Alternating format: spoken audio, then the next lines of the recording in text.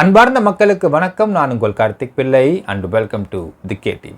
புதுக்கோட்டை மாவட்டம் வேங்கை வயலில் தண்ணீர் தொட்டியில் மலத்தை கலந்த விவகாரத்தில் அந்த 3 குற்றவாளிகளை காப்பாற்றுவதற்காக இன்னும் விடுதலை சிறுத்தை கட்சியும் திருமாவளவனும் அவங்க கூட சேர்ந்த ஆட்களும் ஓவராக உருட்டுறாங்கன்னு சொல்லலாம் மக்களே. அந்த உருட்டலின் காரணமாக பார்த்தீங்கன்னா நேற்று மெட்ராஸ் ஹைகோர்ட்டில் இது ஹைகோர்ட்டுங்க, இது அரசியல் மேடை கிடையாது அப்படின்னு காட்டமாக நீதிபதி சொல்கிற அளவுக்கு இந்த விஷயம் போய்க்குன்னு சொல்லலாம். எனக்கு டீட்டெயிலாக பார்க்க போகிறோம் இந்த பதிவில்.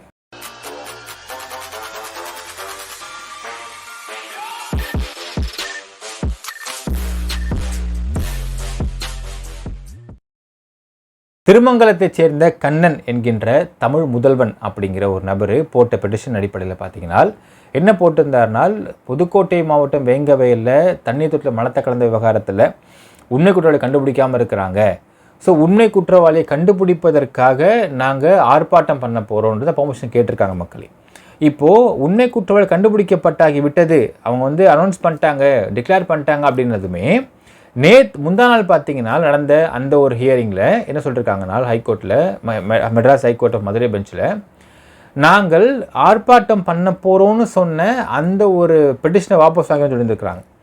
நேற்று பார்த்தீங்கன்னா நாங்கள் வாபஸ் அவங்க விரும்பணும்னு பேசியிருக்காங்க.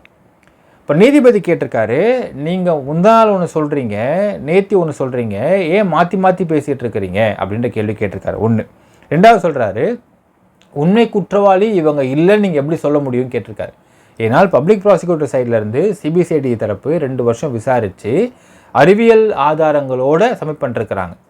ஸோ இவ்வளவு ஆதாரங்கள், டவர் லொக்கேஷன்ஸு, இத்தனை சாட்சிகள், இத்தனை வீடியோ ஆடியோ பதிவுகள்லாம் வச்சு உண்மை குற்றவாளியை அவங்க கொண்டு வந்திருக்கிறாங்க. எப்படி இல்லைன்னு எப்படி சொல்ல முடியுன்ற ஒரு வாதத்தை நீதிபதி கேட்டிருக்கார். இப்போ இவங்க சொல்கிறாங்க, இவங்க பெட்டிஷன் சொல்கிறாரு, போலீஸ் குற்றவாளிகள் என்று சொல்லப்படும் அந்த நபர்கள் குற்றவாளிகள் கிடையாது, அவர்கள் மிகுந்த மன உளைச்சல் இருக்கிறாங்க, நாங்கள் தப்பு பண்ணால் தூக்கு கூட நீங்கள் போடுங்க அப்படின்னு சொல்கிறாங்க அப்படிங்கிற மாதிரி ஒரு வாதத்தை முன் வச்சுருக்கார். இப்போ பிபி சொல்லியிருக்காரு, சயின்டிஃபிக் எவிடன்ஸை வச்சு தான் இதை ப்ரூவ் பண்ணிருக்காங்க சிபிசிஐடி. அப்படி குற்றவாளிகள் அவங்க இல்லை அப்படின்னு இவங்க சொல்கிறாங்கனால் அப்போ ஆட்டோமேட்டிக்காக நீங்கள் ட்ரையல் கோர்ட்டில் போய் நீங்கள் ப்ரூவ் பண்ணிக்கோங்க, இல்லைன்னு வெளியே வந்துடுங்க. எதற்கு ஆர்ப்பாட்டம் பண்ண கேட்குறாங்க அப்படின்னு கேட்டிருக்காரு. இதே வார்த்தை நீதிபதி கேட்டிருக்காரு. ஆமாம், குற்றவாளிகள் கண்டுபிடிக்கிறது தான் நீங்கள் ஆர்ப்பாட்டமே கேட்டிருக்கிறீங்க. இப்போ குற்றவாளி கண்டுபிடிக்கப்பட்டாயிடுச்சு, கண்டுபிடிக்கப்பட்டதுக்கு அப்புறம் நீங்கள் ஆர்ப்பாட்டம் அப்படிங்கிற பெட்டிஷனை கேன்சல் பண்ணுறேன், விட்ரா பண்ணிக்கிறேன்னு நீங்கள் சொன்னீங்க. இப்போ விட்ரா பண்ணிக்க மாட்டேன்னு சொல்கிறீங்க, அதை ஹியர் பண்ண சொல்கிறீங்க கோர்ட்டில். இது கோர்ட்டா அரசியல் மேடையா அப்படி கேட்டிருக்காரு நீதிபதி அவர்கள். அது மட்டும் இல்லாமல் நீங்கள் உங்களுடைய அரசியல் திணிப்பெல்லாம் கேஸை திணிக்கூடாது, கோர்ட்டை திணிக்கிறேன்னு கேட்டிருக்காரு. அது மட்டும் இல்லாமல் இந்த மாதிரி குற்றவாளி கண்டுபிடிக்கப்பட்டதுக்கு பிறகு ஆர்ப்பாட்டம் நீங்கள் கேட்குறது ஏதோ உள்நோக்கம் இருப்பதாக தெரிகிறது அப்படின்னு பேசியிருக்காரு மக்களே. என்ன உள்நோக்கம்னு பார்த்தீங்கன்னா ஒன்றும் இல்லை மக்களே, வேங்கவேல் கிராமத்துக்குள்ளே இப்போது யாரும் உள்ளே போக முடியாத அளவுக்கு பேரிகேட் போட்டு பூட்டாங்க. அவங்க அந்த பர்டிகுலர் அட்வொகேட்டு கூட உள்ளே போய் அந்த கிளைண்ட் கிட்ட பேச முடியாத பூட்டி வச்சுருக்காங்க. யோசிச்சு பார்க்க மக்களே, கிளைண்ட் கிட்ட பேசணுன்னா நீங்கள் நேரில் தான் போய் பேசணுமா? அவசியம் இருக்கா? ஏன் ஃபோனில் பேசலாம்ல? என்ன கேட்க போகிறாங்க? வக்காலத் ஃபைல் பண்ண கேட்பாங்க, இல்லை என்ன நடந்துச்சுன்னு கேட்பாங்க, இதான் கேட்க போகிறாங்க. இன்னும் கேஸ் ஹியரிங்கு கோர்ட்டில் அவங்க டிக்ளேர் பண்ணல, இன்னும் நம்பரிங் ஆனதுக்கப்புறம் டேட்டு போடல. டேட்டு போட்டதுக்கு அப்புறம்தான் வக்கீல் உள்ளே வருவதற்கான தேவைகள் இருக்கின்றன. அதற்கு முன்பாக எதுக்காக அவங்க கண்டிப்பாக பார்க்க வேண்டிய அவசியம் என்ன இருக்குது அப்படின்ற கேள்வியை போலீஸ் முன் வைக்கிறாங்க. எந்த அட்வொகேட்டும் உள்ள விட மாட்டேங்கிறாங்க, யாரும் உள்ள விட மாட்டேங்கிறாங்க. இவங்க பார்க்கணுன்னு சொல்கிறாங்க. சரி, பார்க்கணுன்னு எதுக்கு பார்க்கணுன்னு கேட்குறாங்க, என்ன காரணத்தை பார்க்கணும்னு கேட்குறாங்க. ட்ரையலுக்கு ஏதாவது சம்மன் கொடுத்துட்டாங்களா கோர்ட்லேருந்து கேட்குறாங்க. இல்லை நாங்கள் பார்க்கணும் அப்படின்னு கேட்குறாங்க. பார்க்க விட மாட்டேன்றாங்க போலீஸ். ஏனென்றால் என்ன பிளான்னு பார்த்தீங்கன்னா, வேங்கவேல் கிராமத்துக்குள்ளே போயிட்டு வெளியே ஒரு பிளான் போடுறாங்க. இப்போது விடுதலை சிறுத்தை கட்சியும் திருமாவளவனும் ஒரு பிளான் ஒன்று போடுறாங்க. என்ன பிளான்னால் கலவரம் பிளான்.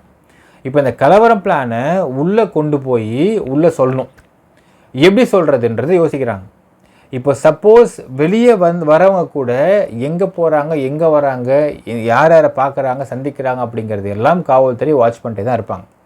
ஏனென்றால் மக்களே, உள்ளுக்குள்ளே போயிட்டு ஒரு கலவரம் பிளானை சொல்லி, இப்போது உதாரணத்துக்கு எடுத்துக்கங்களேன், ஆர்ப்பாட்டம் கேட்குறாங்க.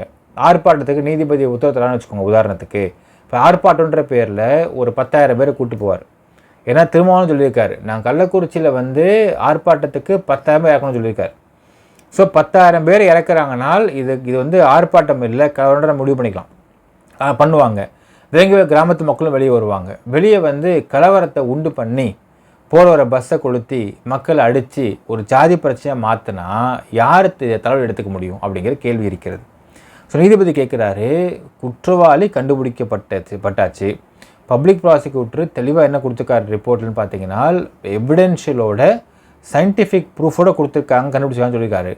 அப்போது நீங்கள் குற்றவாளி இல்லைன்னு அவங்க சொல்லணும்னா அதை நிரூபிக்க வேண்டிய இடம் நீதிமன்றம் மட்டும்தான். அதுக்கு ஏன் ஆர்ப்பாட்டம் பண்ணணும்னு கேட்குறாரு நீதிபதி அவர்கள். ரொம்ப நியாயமான வாதமாக இருக்கிறது மக்களே. இப்போ என்னென்னால் இவர்கள் ஏதாவது கலவரத்தை பற்றின பிளான்ஸை ஃபோனில் பேசினா ஃபோனில் எவிடன்ஸாக மார்க் பண்ணுறாங்க, டேப் பண்ணுறாங்க.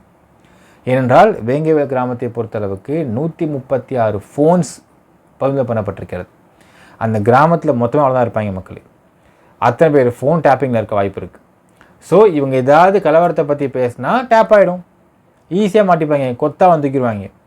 வெளியேருந்து ஒருத்தவன் அந்த மாதிரி கலவரம் பண்ணுறதுக்கு பிளான் பண்ணலான்னு சொல்லிட்டு உள்ளே போய் சொன்னாலுமே உள்ளேருந்து வெளியே வர்றதுக்கும் வெளியேருந்து உள்ளே போகிறதுக்கும் பியோர் செக் போஸ்ட் இருக்குது, செக் பண்ணி தான் அனுப்பிட்டுருக்காங்க. ஸோ ஒரு கலவரத்தை பண்ணுவதற்கு வெளியேருந்து வந்தால் பண்ணிட்டாங்க அப்படின்னு தான் அவங்க வந்து சீன் கிரியேட் பண்ண ட்ரை பண்ணுவாங்க. வெளியே உள்ளே வரவே முடியாது. வெளியேருந்து உள்ளவும் கலவரம் பண்ணால் கொத்த அரெஸ்ட் ஆவாங்க. ஸோ எந்த ஆஸ்பெக்டை பார்த்தாலும் வேங்கவேல் கிராமத்திலேருந்து கலவரம் பிளான் அப்படிங்கிற எக்ஸிக்யூட் பண்ண முடியாமல் போயிடுச்சுன்றதை அவங்க ஆதங்கமே மக்கள். இப்போ அந்த கலவரம் எக்ஸிக்யூட் பண்ணுறதுக்காகத்தான் இந்த தமிழ் முதல்வன் அப்படிங்கிற இந்த நபரை வைத்துக்கொண்டு பெட்டிஷனில் பார்த்தீங்கன்னா நாங்கள் ஆர்ப்பாட்டம் பண்ண போகிறோம், அதுக்கு பெர்மிஷன் தான் கேட்குறாங்க. கோர்ட் கேட்குறாங்க, எதுக்கு ஆர்ப்பாட்டம் பண்ண போகிறீங்க? அதான் கேஸ் முடிஞ்சிச்சு இல்லை, அவங்க யாரும் சொல்லிட்டு அனௌன்ஸ் பண்ணிட்டாங்களே அக்யூஸ்ட்டை, நீங்கள் ஆர்ப்பாட்டம் பண்ண போகிறீங்க கேட்குறாங்க. ஸோ அவங்க குற்றவாளி இல்லைனால் நீங்கள் கோர்ட்டில் ப்ரூவ் பண்ணிக்கிங்க அப்படிங்கிறாங்க. இவ்வளோ அழகான வாதம் பாருங்கள் மக்களே. அப்போது இந்த விடுதலை சிறுத்தை கட்சியை சேர்ந்தவர்களும் தலித் சமூகத்தில் உள்ள இந்த மாதிரி ஆட்களும் எந்த அளவுக்கு தே ஆர் கிருமிகள்னு பாருங்கள். எவ்வளவு கிருமியாக இருந்தாங்கனால் சமுதாயத்தில் கலவரம் பண்ணுறதுக்கும் ஆர்ப்பாட்டம் பண்ணுறதுக்கும் இன்னொரு ஜாதி கலவரத்தை உண்டு பண்ணுறதுக்கும் எப்படிலாம் பிளான் பண்ணுறாங்கன்ற நீங்கள் பாருங்கள் மக்களே. இந்த பிளானை நீதிமன்றம் ஒருபோதும் ஏற்றுக்க ரெடியாக இல்லை. அவங்க தெளிவாக என்ன சொல்லிட்டாங்கனால் எந்த பெர்மிஷன் கொடுக்க முடியாது, ஆர்ப்பாட்டெலாம் கொடுக்க முடியாது, ஏனால் குற்றவாளி கண்டுபிடிக்கப்பட்டாகிவிட்டது. உங்களுக்கு சந்தேகம் இருந்ததுனால் நீங்கள் அங்கே சார்ஜ் ஷீட்டில் போகிறப்ப நீங்கள் பார்த்துக்க சொல்லுங்கள். அதே மாதிரி குற்றவாளி இல்லைன்னு நீங்கள் நினச்சிங்கனால் ட்ரையல் கோர்ட்டில் பார்த்துக்கோன்னு சொல்லிட்டாங்க மக்களே. இதுக்கு ஆர்டர்ஸ் வந்து இன்னும் பெண்டிங் வச்சுருக்கார் நீதிபதி அவர்கள்.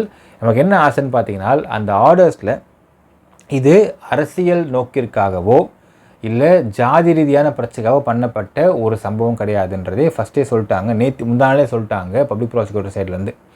அப்போது ஒரு தனிப்பட்ட நபர் தலித் சமூகத்தை சேர்ந்தவர் அப்படிங்கிறதுனால மட்டுமே அவங்க விலக்கு கொடுக்க முடியாது.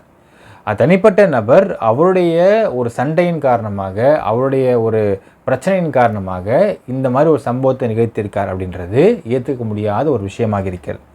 அப்போ தனிப்பட்ட நபரை என்ன பண்ணும்? அரெஸ்ட் பண்ணும். ஏனால் இது ஜாதி ரீதியானவோ அரசியல் ரீதியாகவோன்னு ஒரு விஷயமாக இருந்தால் நீங்கள் சொல்கிறது அரெஸ்ட் பண்ணால் மொத்த பேர் அரெஸ்ட் பண்ணணும், அரெஸ்ட் பண்ண இந்த பெரிய லா அண்ட் ஆர்டர் இஷ்யூ வரும்னு சொல்லலாம். 2 தனிப்பட்ட நபர்கள் 3 தனிப்பட்ட நபர் பண்ண ஒரு விஷயத்தினால ஒரு கிராமத்தில் இவ்வளோ இந்த சம்பவம் நடந்திருக்கு, ஒட்டுமொத்த ஸ்டேட்டோட பேர் கெட்டு போயிருக்கு அப்படின்னால் அவர்கள் தலித் சமூகத்தை பிறந்தனால மட்டுமே அவங்க பதிவில் கொடுத்துட முடியுமா அப்படிங்கிற கேள்வி இருக்குது மக்களே. அதாவது தலித் சமூகத்தை சேர்ந்தவர்களுக்கு மேலே மற்ற சாதிகாரங்க ஏதாவது பண்ணிட்டா ஒன்று பிசிஆர் போன குதிச்சுட்டு இருக்கிற இவங்க அதே சமூகத்தில் உள்ள ஆட்களை குடிக்கூடிய தண்ணியில் மலத்தை கலந்துருக்கானுங்க. அப்போது இந்த மாதிரி குற்றத்தை புரிந்தவர்கள் அதே ஜாதிகாரனாக இருந்தால் விட்டுட்டு போயிடலாமா, அரெஸ்ட் பண்ண வேண்டாமா அப்படிங்கிற கேள்வி இருக்கிறது. தப்புன்னா தப்பு தான், அது யார் பண்ணால் என்ன, இவனுங்க தலித்தாக பிறந்ததுனால மட்டும் விதிவிலக்கு கொடுத்துட முடியுமா அப்படிங்கிற ஒரு கேள்வி இருக்குது. சட்டம் அனைவருக்கும் சமமாக்க வேண்டும் மக்களே. பிசிஆரை நம்ம தப்புன்னு சொல்லிட்டு இருக்கோம், ஏன்னா பிசிஆரை வைத்து பல தப்பு நடந்துகிட்டு இருக்குன்னு சொல்லிட்டு இருக்கோம். இன்னொரு விஷயம் பார்த்தீங்கன்னா இந்த சமூகத்தை சேர்ந்த ஒரு தப்புன்ட்டா அரெஸ்ட் பண்ணுறக்கூடாது அப்படின்னு அதுக்கு நாங்கள் ஆர்ப்பாட்டம் பண்ணுவோம், நாங்கள் கலவரம் பண்ணுவோம் அப்படிங்கிற மாதிரிலாம் இவங்க செஞ்சிட்ருக்காங்க, பேசிட்டுருக்காங்க அப்படிங்கிறதை நீதிமன்றம் ஏற்றுக்கவே கூடாதுன்னு நம்ம எதிர்பார்க்கிறோம். இந்த 3 நபர்களையும் அரெஸ்ட் பண்ணி நீங்கள் ரிமாண்ட் பண்ணி விசாரணை ஆரம்பிங்க அப்படின்னு ஒரு உத்தரவு பிரிக்க ஆசைப்படுற மக்களே. நினைக்கிறேன்றதை கமெண்ட்டில் மென்ஷன் பண்ணுங்கள். நன்றி, வணக்கம்.